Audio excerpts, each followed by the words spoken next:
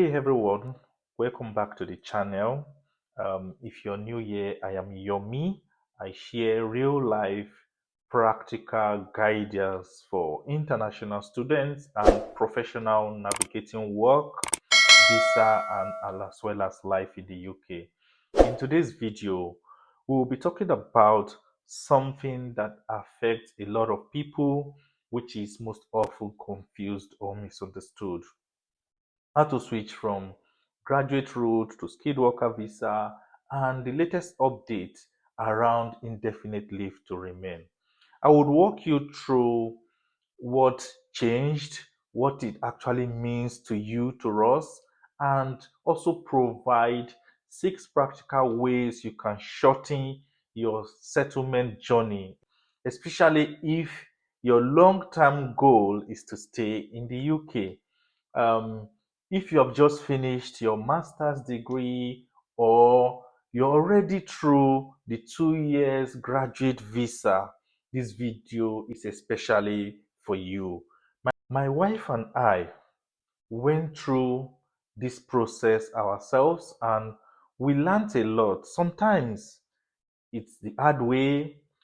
She started on the graduate route, working as an intern with an international non-governmental organization, and at the same time, I was on a dependent visa during doing lots of survivor job. You know how it is when you just come into the country, and also applying for some corporate roles that actually suit what I was doing back in Nigeria before coming here.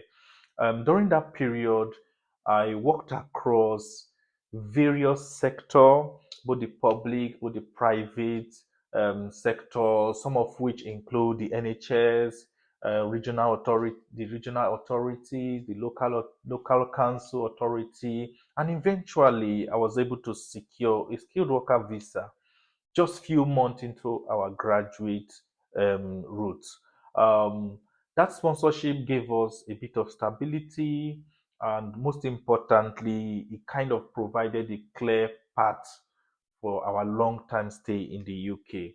And this isn't just our experience. I would also share something about a friend of mine who schooled here and was able to also secure a junior analyst role in a local authority. His role was on the shortage occupation list, and even at that, the starting salary was slightly below the going standard going rate and threshold for him. The company had to still sponsor him because, fortunate for him, it met the benchmark of 33,400 per year, and this, of course, allows those that schooled here to be able to remain on this visa, particularly for those that have been in the country for 4 years and below. Um, and today is on track to his ILR journey, um, all because he started early and focused on the right employer. So in today's video, I'm going to break down eligibility documents required, the cost, and employer strategy, and what to do if sponsorship doesn't happen immediately. And of course, we'll look at the new indefinite leave to remain proposed changes, as you know, plus real steps you can take to also shorten your journey to settlements here in the UK. The graduate visa is great because it gives you 2 years to live and work in the UK without needing sponsorship. However, here is the catch: it's not extendable. So, since those 2 years are up to you, you either need to leave the UK, or alternatively switch to a different visa that allows you to stay on a long term basis. Now, the skilled worker visa is the most common route if you want to stay long term. It allows you to work in the UK for up to 5 years, and after that, you can apply for indefinite leave to remain, which is basically permanent residency. So, when you put all this together, if you're serious about building a career here, switching is very essential or critical. Let's talk about eligibility requirement. So, to switch to a skilled worker visa, you would need a few key things to be in place, starting from a valid offer from a UK employer who is licensed to sponsor you. Alongside that, you would also need a certificate of sponsorship issued by this employer. In addition to this, other factor that are also critical to have in mind is the role must meet the salary threshold, which is currently 41,700 per annum as of this November 2025, and or the job standard or meet the job standard going rate. With exception of those in the shortage list, of course, there are some occupations that are in the shortage list, and for those jobs, you don't necessarily have to meet this amount or figure I mentioned earlier. Now, this is important. If your role is in the shortage list, the salary threshold might be lower, which is especially helpful in fields such as nursing, social work, etc. Also, the UK usually cover English language requirement, meaning that is less to worry about, especially for those that have schooled here. That being said, rules do change, so I will always advise you to check the guidance in the gov.uk site for latest update. Next, let's talk about timing, because timing is really everything. You need to apply before your graduate visa expires, and importantly, you need to be in the UK when you apply. If you travel while your application is still being processed, it will automatically be withdrawn. And this is something that has really caught a lot of people out. So, my candid advice to you is start job hunting. In fact, first 1 to 2 months into your graduate visa, you have to start looking for jobs with organizations that can sponsor you. And this way, it gives you enough time to apply, attend interviews, get feedback, and get all sponsorship paperwork to avoid any panic. There have been instances where some people would look at the graduate route as something that is really long, but 2 years is really nothing. You see them, they'll start doing some jobs or working for some companies that even do not have sponsorship. And 5 months to the end of their graduate visa, they are panicking, asking questions. How do I get sponsorship? How do I switch? I have 3 months to go. You don't really want to have yourself roped into this kind of mess. So that's why I always advise, even if you are unable to get um, skilled worker visa sponsorship first few months, you should be on track in terms of your direction, where you're working. Even if you're not being sponsored, it should be an organization that at least provides sponsorship. Even if the salary threshold doesn't reach, you target entry role, grow gradually, and within that period of 1 year, you'll be able to either get promoted within the system, get alternative jobs within the system, or apply to other similar organization with openings that the salary meets the threshold. Now, the next thing we're going to be discussing is finding sponsors, license, employer. Um, this is where strategy matters a lot. Not every company in the UK can sponsor you. You just have to understand that. So instead of applying blindly, it's much smarter to do what we call targeted applications. To do that, you first of all head to the government official site, get all the list of those organizations that provide sponsorship. Where you can filter by industry, location, company size, etc. In particular, focus on organizations like NHS, the local authority, tech companies, engineering and finance firm, as well as the universities and research institutions. These are large organizations that provide lots of sponsorship here in the UK.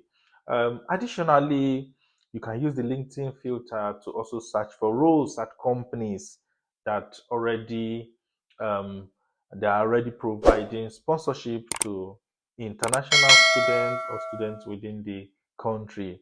This will save you a huge amount of time, stress, so you're not getting into a system and you're taken aback that, oh, we don't provide sponsorship. But before you even apply for this job, you already know that these people are on the sponsorship list. The salary for this job meets the eligibility criteria, even if it's not there. If you have a bit of time, like I said, where you came in as early as, let's say, first 1 to 2 months, starting your graduate visa, it gives you room to also grow, to meet the benchmark in terms of salary for sponsorship. Um, in this video, I'm going to drop the link to the website where you would see a list of organizations that provide sponsorship. Just check the description of this video. The link is there. You can look it out and get that information by the side as you go on your search journey. So now, having secured sponsorship, we'll quickly talk about some documents you would need. So you've secured a role. What document do you really need? A lot of people will keep wondering. They'll be asking questions. Some friends reach out and ask, "What document do I need for me to proceed at this point?" For your skilled worker visa application, you will need first, very importantly, the certificate of sponsorship. You will need the job details, your passport, your current visa, proof of English, and of course, this proof of English is for those that did not study here. And for those that studied here, that's not an issue, it's completely covered. Then, another thing that is important is proof of salary. You also have to provide that. So, this document I've mentioned works perfectly for those that are within the UK on a graduate visa or other visas within the country. Um, Depending on your country, for those that are applying from abroad outside the UK, you may need TB test results depending on location.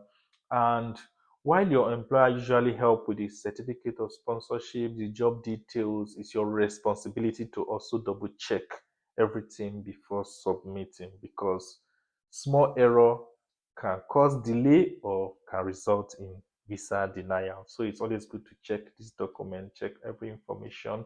Even if you receive a certificate of sponsorship, it's on you to look at it very well before going ahead to ensure all details in it are accurate and good representation of you, especially for your specific information on the document before proceeding. We've talked about lots of things regarding sponsorship, document required, finance, the cost involved is also another crucial part. So let's move to the cost, because this part is often underestimated by most people. People at times do not plan well and they get taken aback. I've seen instances where somebody graduate visa is coming to an end, the person got a sponsorship, but the person does not have the finance to even pay for this visa and all. So that's why I want to quickly share this. You will need to budget for visa fee. The visa fee is usually £827 per person, and this is a one-off payment you do for each candidate that will be applying. If you're the main applicant, each of the dependent, and as well. Aside this visa fee, another fee you need to pay is the immigration health subcharge. The immigration health subcharge is usually paid per person for each year, and the fee for one person in a year is £1,035. So, for example, if you have a family of three on a 5 year skilled worker visa, this comes up to about £18,000.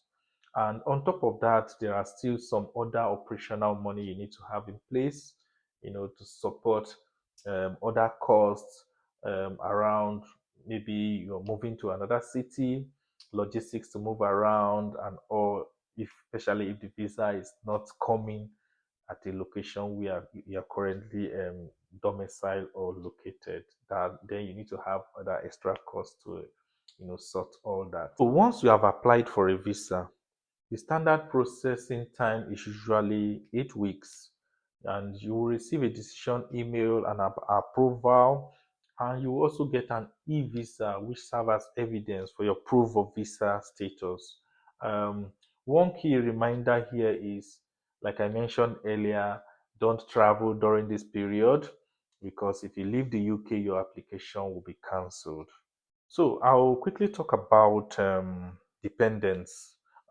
If you have dependents such as a spouse, your children, they can also switch at the same time with you. I always advise it's always best to switch everybody together. But however, due to financial constraint, especially if you are within the country, and let's say your current graduate visa is still running, you can do a phased approach where you do with your wife and probably adopt the kids before the graduate visa expires, because like I said, family of three, we're looking at £18,000. That's huge amount of money. However, um, you will also need to meet financial requirements to support your family, your dependent, especially if you're applying outside the UK. On the other hand, for those already in the country, you won't need to provide any separate proof of fund in terms of dependent joining you. But even at that, it's important to check carefully based on your individual circumstances. All I'm just sharing are just broad guide on what the requirement is. Although their application are submitted separately, they are still linked to yours. So in terms of information, every detail, it has to be very accurate. Um, in our case, my wife and I went through this process together. We submitted everything alongside our kid, and the whole process experience was much smoother. Everything went smoothly. So if you have dependents, it's always good to plan, to do the application at the same time, except if your circumstance allow probably your dependent to stay a bit more on the current visa, which is a graduate visa. You can use a phased approach, especially when the money is not readily available for everybody. Now I'm going to share practical strategy that works. If you are struggling to get sponsorship straight away, one practical approach is to apply for entry level role at organizations that are already licensed to sponsor.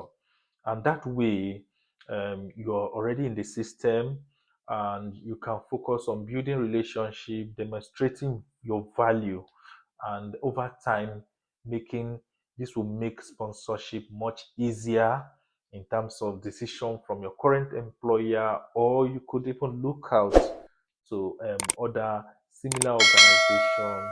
You've gotten the required experience, the skill set of the sector to be able to go for other roles that in other organizations that the salary meets the benchmark for sponsorship. This is a very practical approach, and that was why from the beginning I shared that it's always good to start early. First 2 3 months, it's back-to-back application targeted at organization that can sponsor you. You can look at entry role.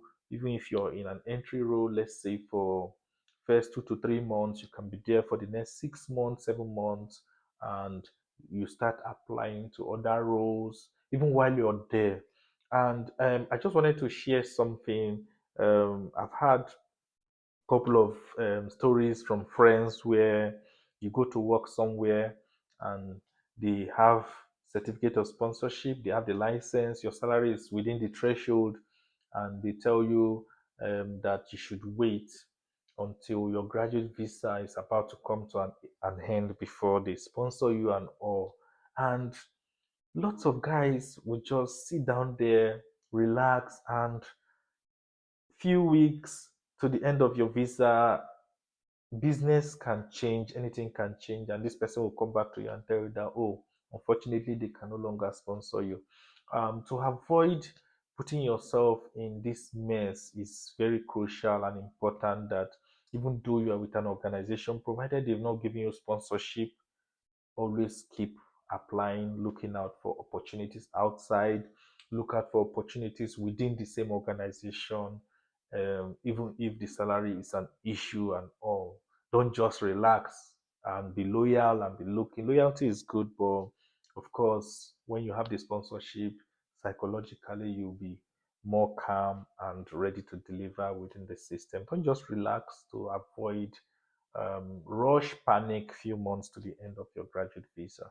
For example, a friend of mine started as a junior analyst at a local authority through the entry level skilled worker route. Then he didn't relent after, despite getting that 2 years sponsorship for entry level role since he has been stayed in the country for less than 4 years. Um, he kept applying for other higher opportunities within the same local authority and as well as other local authorities around. Being that he's already in the system, after 10 months, he was able to secure another job with sponsorship that met the salary threshold. And so the local authority provided him visa for the remaining 4 years plus, making up his 5 year journey to indefinite leave to remain. So when you look at a bigger picture, targeting entry roles can help you break in faster, gain the necessary UK experience, and also acquire the skills employers are looking out for, all of which will put you in a much stronger position to switch successfully. Another thing that people often overlook is experience back from home or abroad. Whether you're from Nigeria or elsewhere, your experience absolutely counts. Um, you just need to frame it very well to meet the UK standard. At this stage, it's worth talking about common mistakes, and this includes applying for job too late. I've mentioned this earlier. Choosing companies that cannot sponsor you, that's why I've provided a list in this video's description. You can click on it. It has this filter function. Check on organization that provide sponsorship so that you are doing targeted application and not just applying to everywhere. Another thing is tailoring your CV to meet the job requirement, the essential criteria, desirable criteria, the skills required for that role. Um, Traveling during your application, I've mentioned that is a red flag and that can lead to cancellation of your ongoing visa. And assumption, you don't assume your employer understands the visa process. It's important you ask and clarify when necessary. So, an important reality we can't escape is, what if you don't secure sponsorship before your graduate visa ends? The good news is that there are still options out there. For example, you could leave the UK and reapply from abroad and come back.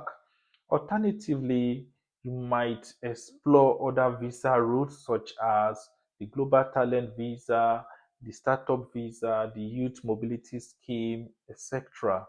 And in some cases, studying again might be an option, but only if it genuinely aligns with your long-term career goals. Additionally, it's important you keep an open mind about opportunities outside the UK. Countries like Canada, the US, several European countries offer viable work and settlement pathways for skilled professionals. Before we wrap up, let's talk about indefinite leave to remain. because this is where long-term planning really matters, especially since the rule may change soon. Here is what is new. Settlement is now 10 years. Low paid worker faces 15 years. Those who used those who used benefit may face up to 20 years. Illegal entrant or overstaying may stay up to 30 years. NHS staff like doctors, nurses remains on 5 years route, while high earners, entrepreneurs may qualify for a 3-year fast track route. On top of that, benefits and housing are only available after citizenship. So, how do you shorten your stay? First, you switch to a faster route early by moving into professions such as nursing, roles within the NHS, work in skilled worker role within the public service position, or you do fast tracking of your visa. Secondly, avoid public fund because claiming benefit add extra years to you. Thirdly, maintain steady employment and contribution throughout your stay in the country. Fourthly, make smart career move. Um, Try to grow if you're in a salary threshold that's not up to the high earner limit. You can start looking out. Even if you are currently sponsored, you try looking at to how you can build on that so that you can find a way to kind of fast track your stay. um, the fifth thing to look at is improve your integration scores through good character volunteering. And finally, prepare early for the English B2 and Life in the UK test to and keeping your absence under 180 days per year within the country. I know some of us like traveling. You just have to be cautious of the number of days you stay outside the country. Um, the bottom line is your ILR journey could be 5 years, 10 years, 30 years, depending on your choices. But with the right step, you can shorten it drastically. So, to wrap everything up, switching from graduate to a skilled worker visa is absolutely doable, but it requires planning, persistence, and strategy. Start early, use your experience wisely, save intentionally, especially if you have dependent, and don't be afraid to ask for help. Drop a comment. Let me know your biggest challenge with switching visas. If you found this video helpful, kindly like this video, subscribe to this channel, share this with your friends that may be looking for visa at the moment or currently studying, or even those abroad planning to come into the country. You can need to share this roadmap with them so that they can start planning and ahead. Make sure you watch out for my next video. In my next video, I'm going to be talking about 10 financial resolution to actually stick to in the year 2026.